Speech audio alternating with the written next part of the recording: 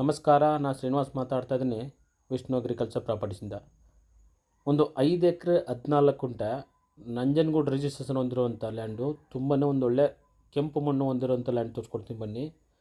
Mud road ಬರಬೇಕು, ಇದು tar road ಇಲ್ಲ, ಮಡ್ ರೋಡು. ಅಂದರೆ ಈ ಜಮೀನಿಗೆ ಗೌರ್ಮೆಂಟ್ ರೋಡಿಂದ ನಕಾಸೆ ರೋಡು, ಯಾರು ಜಮೀನು ಮೇಲೆ ಹೋಗ್ಬೇಕಾಗಿಲ್ಲ.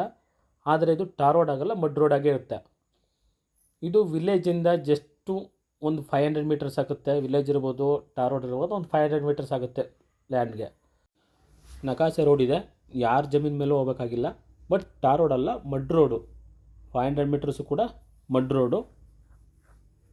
ದಯವಿಟ್ಟು ಅದನ್ನು ಗಮನಿಸಿ. ತುಂಬಾ ಒಂದು ಒಳ್ಳೆಯ ಲೊಕೇಶನಲ್ಲಿರುವಂಥ ಲ್ಯಾಂಡು. ಇದು general property, purchase property. Documents ಎಲ್ಲ ಕ್ಲಿಯರ್ ಇದೆ. ನಿಮ್ಗೇನು ಬೇಕು ಲೀಗಲ್ಗೆ ಪ್ರತಿಯೊಂದು ಡಾಕ್ಯುಮೆಂಟ್ಸನ್ನು ಕೊಡೋಣ. ಓನರ್ ಪ್ರೈಸ್ ಹೇಳ್ತಾ ಇರೋದು 32 ಲ್ಯಾಕ್ ಪರ್ ಏಕರು, 37 ಲಕ್ಷ ಒಂದು ಎಕರೆಗೆ. ಸ್ಲೈಟ್ಲಿ ನೆಗೋಷಿಯಬಲ್ ಅಂತ ಹೇಳಿದ್ದಾರೆ. ಕೂತ್ಕೊಂಡ್ರೆ ಒಂದು 30ಕ್ಕೆ ಆಗ್ಬೋದು, ಹೇಳೋಕ್ಕಾಗಲ್ಲ, ಸ್ವಲ್ಪ ಹೆಚ್ಚು ಕಮ್ಮಿ ಆಗ್ಬೋದು. ಡೈರೆಕ್ಟ್ ಓನರ್ ಸೀಟಿಂಗ್ ಇರುತ್ತೆ. Purchase property, general category, documents ಎಲ್ಲ ಕ್ಲಿಯರಾಗಿ ಏನು ಬೇಕು ಲೀಗಲಿಗೆ ಕೊಡೋಣ. ಈ ಜಮೀನು ಮುಂದೆ ಹತ್ತಿರದಲ್ಲೇ ಪವರ್ ಕಂಬ ಇರೋದ್ರಿಂದ ನಿಮಗೆ ಪವರ್ ಲೈನ್ ಇಳಿಸ್ಕೊಳ್ಳೋಕ್ಕೆ ಯಾವುದೇ ರೀತಿ ಅತಿಯಾದ ಜಾಸ್ತಿ ಖರ್ಚಾಗಲ್ಲ. ನೋಡಿ, ಪವರ್ ಲೈನ್ ಪಕ್ಕದಲ್ಲೇ ಇದೆ, ಜಮೀನು ಪಕ್ಕದಲ್ಲೇ ಇದೆ. ಪ್ಯೂರ್ ರೆಡ್ ಸಾಯಿಲ್ ಇದೆ, ತುಂಬಾ ಚೆನ್ನಾಗಿದೆ. ವಿಲೇಜ್ಗೆ ಜಸ್ಟ್ 500 ಮೀಟರ್ಸ್ ಇದೆ ಅಷ್ಟೇ. Village and tar road just 500 metres ಆಗುತ್ತೆ. ನಂಜನಗೂಡಿಂದ 15 ಕಿಲೋಮೀಟ್ರು, ಫ್ರಮ್ ಮೈಸೂರಿಂದ 35 ಕಿಲೋಮೀಟ್ರು, ಫ್ರಮ್ ಬ್ಯಾಂಗ್ಳೂರಿಂದ 165 ಕಿಲೋಮೀಟ್ರು. ತುಂಬ ಒಂದು ಒಳ್ಳೆ ಲೊಕೇಶನ್ಲಿದೆ ಲ್ಯಾಂಡು. ನೀರು ಬೆಟ್ಟ ಏರಿಯಾನು ಕೂಡ ಹೌದು. ಬೋರ್ ಹಾಕಿದ್ರೆ ಚೆನ್ನಾಗಿ ನೀರು ಸಿಗುತ್ತೆ ಇಲ್ಲಿ. ಜನರಲ್ ಪ್ರಾಪರ್ಟಿ, ಇದು ಪರ್ಚೇಸ್ ಪ್ರಾಪರ್ಟಿ.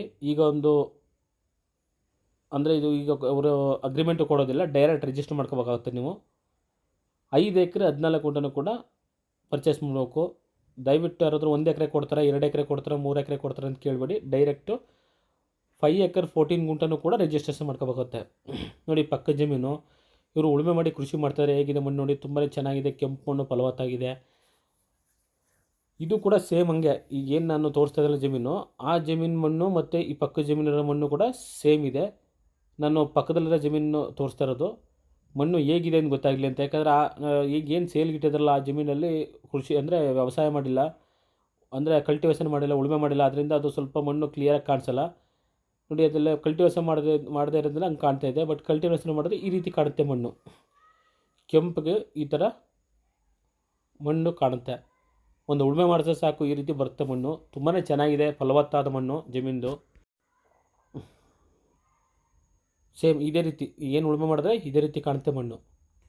ಪಕ್ಕದಲ್ಲೂ ಕೂಡ ಬೋರ್ ಹಾಕಿ ಕೃಷಿ ಮಾಡ್ತಾಯಿದ್ದಾರೆ. ತುಂಬ ಚೆನ್ನಾಗಿ ಬೆಳೆ ಬಂದಿದೆ, ಹೂವೆಲ್ಲ ಬೆಳೆದಿದ್ದಾರೆ. ಅದನ್ನು ತೋರಿಸ್ಕೊಡ್ತೀನಿ ಬನ್ನಿ. ಇದೇ ಲ್ಯಾಂಡು ಸೇಲ್ ಇರೋದು. ಬಟ್ ಇದು ಈ ಲ್ಯಾಂಡ್ದು ಹೇಗಿದೆ ಮಣ್ಣು ಅಂತ ತೋರಿಸ್ಕೊಳ್ಳೋಕ್ಕೋಸ್ಕರ ಪಕ್ಕ ಜಮೀನನ್ನು ನಿಮಗೆ ವೀಡಿಯೋ ಮಾಡಿ ತೋರಿಸ್ಕೊಡ್ತಾಯಿದ್ದೀನಿ. ಇವ್ರ ಪಕ್ಕದವರೆಲ್ಲ ಬೋರ್ ಹಾಕಿ ನೋಡಿ, ಡ್ರಿಪ್ ಇರಿಗೇಷನ್ ಎಲ್ಲ ಮಾಡಿ ಹೂ ಬೆಳೀತಾ ಇದ್ದಾರೆ. ನೀರೆಲ್ಲ ನೋಡ್ತಿರ್ಬೋದು. ಡ್ರಿಪ್ ಇರಿಗೇಷನ್ ಮೂಲಕ ಬಂದಿರೋದು, ಬೋರ್ ಹಾಕಿಸಿ ಬೆಳೆದಿರೋದು ಈ ಹೂವನ್ನ ಬೆಳೆನ. ತುಂಬಾ ಚೆನ್ನಾಗಿದೆ, ಒಂದು ಒಳ್ಳೆ ಲೊಕೇಶನ್ಲಿದೆ ಲ್ಯಾಂಡು.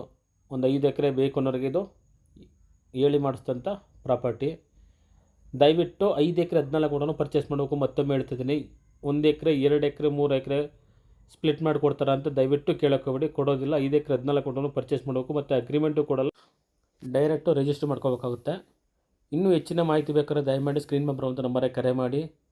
Thanks for watching. ನಮಸ್ಕಾರ, ಧನ್ಯವಾದಗಳು.